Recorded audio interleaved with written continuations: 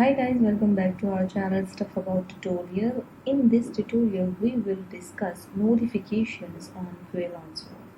Guys, as you all created an account on Freelancer, then you will receive so many emails on your email address.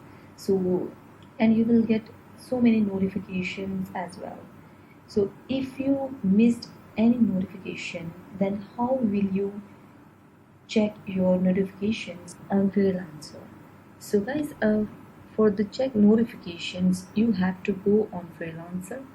Once you log in into your account, then you will see top of the screen. Here you will see this type of bell icon. You have to click on it, and all your notifications will be show over here.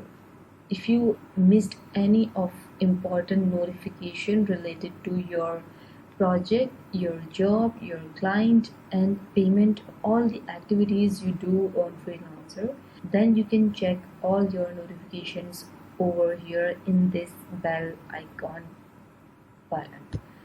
So guys, this is how to check notifications on Freelancer. Hope this video will be helpful for you.